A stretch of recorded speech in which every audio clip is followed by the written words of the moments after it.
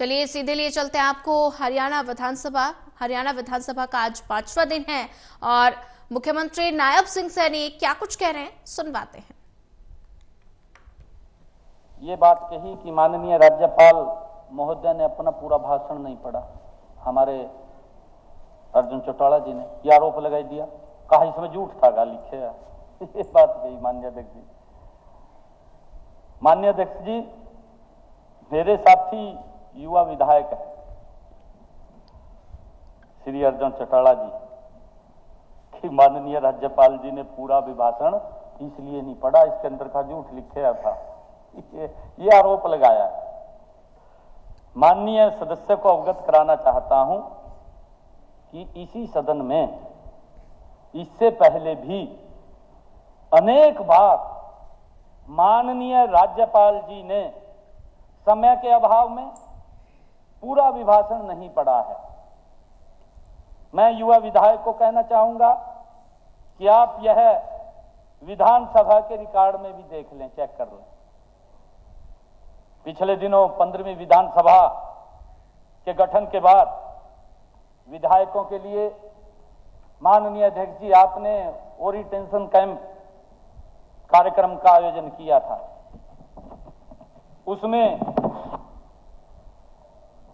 सदन की परंपराओं और प्रक्रियाओं की जानकारी दी गई थी। मेरे युवा साथी को ऐसे कार्यक्रमों से यह ज्ञान अवश्य ले लेना चाहिए, आना चाहिए था, शायद मेरे ख्याल आए नहीं है उसमें। माननीय अध्यक्ष महोदय, मैं आपसे अनुरोध भी करना चाहूंगा कि आप ऐसे ओरिएंटेशन कार्यक्रम आयोजित करते रहें जिससे हमारे विधायकों को बड़ा लाभ मिलेगा। ये करने चाहिए, बहुत अच्छा है। माननीय अध्यक्ष जी, हमारे विपक्ष के साथी उठ करके चले गए। मैं उनको बता रहा था कि आपने बहुत कुछ बोला है। मैं तो ये इंट्रोडक्शन दे रहा था, अभी तो प्रस्तावना के ऊपर चर्चा कर रहा था, लंबी भी नहीं की मैंने बहुत कम शब्दों के अंदर माननीय अध्यक्ष जी की है, परंतु वो सुने नहीं। मैंने रोकने का भी प्रयास किया कि आप रुकें, सुने आपने क्या कहा है। अगर मैं उसके अंदर कोई गलत बोल लूं, कम से कम प्रतिक्रिया तो देनी बनती है कि मैं गलत बोल रहा हूं, परंतु माननीय अध्यक्ष जी सच्चाई को नहीं सुन सकते। कल इन्होंने ही कहा था कि सच्ची बात को लिए सुनने के लिए कान नहीं है। ये माननीय हमारे भूपेंद्र सिंह हुड्डा ने कहा था, आपने सुना था माननीय अध्यक्ष जी, यहीं खड़े होकर के कहा था कि सच्चाई को सुनने के लिए आज कान नहीं है। कान है नहीं है माननीय अध्यक्ष जी, कान बाहर चले गए, सच्चाई नहीं सुन सकते। माननीय अध्यक्ष जी, हमारे विपक्ष के विधायक अशोक अरोड़ा, रघुवीर सिंह कादियान, इंदुराज नरवाल, आफ्ताब अहमद, कुलदीप वत्स, श्रीमती पूजा चौधरी, अर्जुन चौटाला और आदित्य सुरजेवाला। माननीय अध्यक्ष जी, जहां तक बेरोजगारी की बात है, जो इन्होंने कल बेरोजगारी की समस्या के ऊपर सवाल उठाए हैं, विपक्षी नेता, एक इन्होंने कांग्रेस ने एक CMI, इनकी एक प्राइवेट एजेंसी है, प्राइवेट लिमिटेड है माननीय अध्यक्ष जी, वो रिचार्ज से चलती है, उसको ये आंकड़े उससे कलेक्ट करते हैं क्योंकि वो प्राइवेट है। एक कहावत होती थी पहले माननीय अध्यक्ष जी कि छोटा रिचार्ज लंबी बात, वो एक कहावत चलती थी, वो ऐड आती थी काफी भी, छोटा रिचार्ज लंबी बात। यो जो CMI है जिसकी ये बात करते हैं, ये माननीय अध्यक्ष जी प्राइवेट एजेंसी है। और मुझे बताते हुए आपको ये हर्ष हो रहा है कि ये जो एजेंसी है, ये कांग्रेस की पूर्व अध्यक्षा श्रीमती सोनिया गांधी के मुख्य सलाहकार भी इसमें शामिल है, जो मुख्य सलाहकार है, जो उसको सारी रणनीति के बारे में बताते हैं, वो इस CMI एजेंसी के अंदर है। ये वहां से अपनी राजनीति को चमकाने के लिए माननीय अध्यक्ष जी ये आंकड़े अपने तरीके से उनको क्रिएट करवाते हैं और क्रिएट करवा करके उनको अखबारों की सुर्खियां बनवाते हैं और जिससे कि ये उसका राजनीतिक लाभ ले सके। माननीय अध्यक्ष जी, आंकड़ों का आधार मान करके प्रदेश में बेरोजगारी की झूठी तस्वीर पेश करने का काम ये विपक्ष के लोग करते हैं। ये संस्था माननीय अध्यक्ष जी एक झूठ का पुलिंदा है।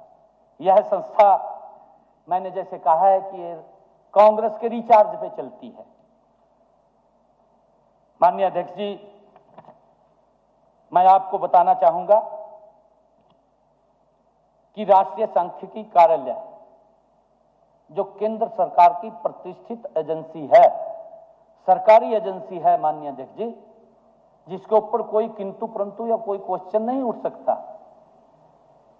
उस द्वारा जारी किए गए PLFS जो पीरियोडिक लेबर फोर्स सर्वे की अक्टूबर दिसंबर 2024 की तिमाही की नवीनतम रिपोर्ट जो उसने अपनी रिपोर्ट दी है, हरियाणा में बेरोजगारी के बारे में उसने बताया है। मैं बताना चाहता हूं, ये उठ करके चले गए माननीय अध्यक्ष जी, मुझे दुख है इस बात का, क्योंकि इन्होंने सुनना चाहिए, क्योंकि विपक्ष ने बेरोजगारी को लेकर के बहुत बातें उठाई हैं। जबकि देश में बेरोजगारी की दर माननीय अध्यक्ष जी 6.4% है। पूरे देश का अगर हम आंकलन करें, पूरे देश के अंदर 6.4% है। ये बेरोजगारी की बात कर रहे थे। इनकी जम्मू कश्मीर के अंदर जो सरकार है गठबंधन में चल रही है कांग्रेस के साथ उसमें सहयोग कर रहे हैं। वहां जम्मू कश्मीर के अंदर जो सरकार चल रही है, वहां जो हमारी राष्ट्रीय सांख्यिकी PLFS जो इसने रिपोर्ट दिया है, उसने कहा है कि जम्मू कश्मीर के अंदर 13.1% की बेरोजगारी है, जहां पर ये सहयोगी हैं माननीय अध्यक्ष जी।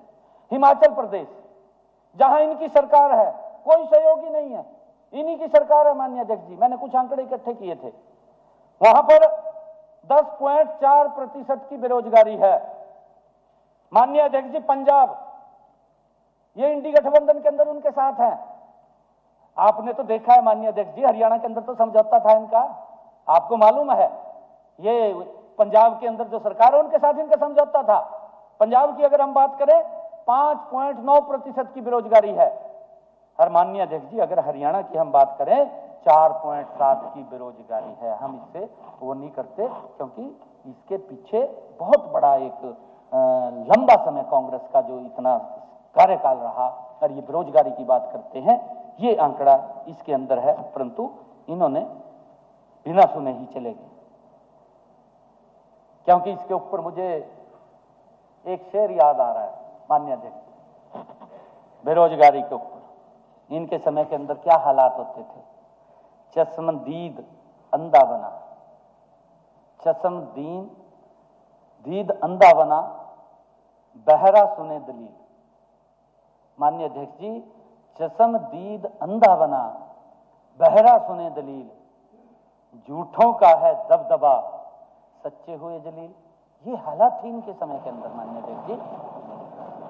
जो बच्चा टॉप आता था उसको अपमान सहन करना पड़ता था कि मैं तो सिलेक्ट नहीं हुआ, कोई और सिलेक्ट हो गया। इस प्रकार की स्थिति थी माननीय अध्यक्ष जी इनके समय के अंदर। किस प्रकार का भेदभाव बढ़ता जाता था। ये बेरोजगारी के ऊपर बात करते हैं, इन्होंने तो माननीय अध्यक्ष जी बेरोजगारी के ऊपर बोलना भी नहीं चाहिए, जो इनके हालात रहे हैं। मैं अभी आपको बताना भी चाहूंगा माननीय अध्यक्ष जी, आगे इन्होंने जो जो कारनामे किए हैं उसके बारे में बताना चाहूंगा। माननीय अध्यक्ष महोदय, नीति आयोग की सभी नीतिगत निर्णयों के लिए राष्ट्रीय सांख्यिकी कार्यालय द्वारा किए गए सर्वेक्षण को ही PLFS मानता है। माननीय अध्यक्ष जी, ये नवीनतम रिपोर्ट ऑनलाइन भी उपलब्ध है, ये ऑनलाइन भी ले सकते हैं, परंतु इन्होंने अपनी एक एजेंसी बना रखी है, अपने तरीके से उसको पेश करते हैं। माननीय अध्यक्ष जी, हमने प्रदेश में बेरोजगारी हटाने के लिए ठोस प्रयास हमारी सरकार ने पिछले 10 वर्षों में किए हैं। न केवल सरकारी नौकरियां दी गई हैं, बल्कि निजी क्षेत्र में रोजगार के लिए युवाओं को कौशल विकास भी उनका किया गया है। मैं बताना चाहूंगा कि कांग्रेस ने अपने 10 साल के शासनकाल में केवल, माननीय अध्यक्ष जी, ये फिर वही बात करते हैं, जब ये इस प्रकार की बातें उठाते हैं, माननीय अध्यक्ष जी, हमें फर्ज है कि हमारे जो ये बात करेंगे उसका जवाब देना हमारा दायित्व है। और मैंने नाम लेकर के कि इन्होंने किसने क्या बोला है, उसके बारे में मैंने नाम भी लिए हैं। इस व्यक्ति ने ये बोला है, इसने ये बोला है, मैं उसका जवाब दे रहा हूं माननीय अध्यक्ष जी। मैं अपनी तरफ से कुछ नहीं बोल रहा हूं, परंतु सुनने की क्षमता नहीं है माननीय अध्यक्ष जी। इन्होंने पिछले 10 वर्षों में अपने कार्यकाल में 86,000 युवाओं को नौकरी दी। किस आधार पर दी, पूरा हरियाणा जानता है, हर बच्चे को मालूम है, हर बच्चे के माँ बाप को मालूम है। जब नौकरी लगती थी, नौकरी की लिस्ट आने से पहले अखबारों में नाम छप जाते थे माननीय अध्यक्ष जी, और जब लिस्ट आती थी तो अखबार की क्रेडिबिलिटी बनती थी कि ये देखो मैंने जो कहा था वही हो गया। ये क्रेडिबिलिटी बनती थी अखबार की माननीय अध्यक्ष जी, पहले छप जाता था और उसके बाद ये चर्चा उठती थी। माँ बाप बोलता था, बच्चा बोलता था कि इतना पैसा दे करके मुझे नौकरी लगी है। कोई और नहीं बोलता था माननीय अध्यक्ष जी, माँ बाप बोलते थे जो पैसा देते थे। कोई जमीन बेच करके देता था, कोई गहने बेच करके देता था, कोई बैंक से लोन लेकर के देता था, कोई जमा पूंजी होती थी वहां से बैंक से निकलवा करके देता था। ये आम चर्चा चलती थी माननीय अध्यक्ष जी। ये हालात है, सुनने की क्षमता नहीं है इनके अंदर। माननीय अध्यक्ष जी, हमने अपने 10 साल के अंदर हरियाणा प्रदेश में जो नौकरियां दी हैं, बिना भाई भतीजावाद,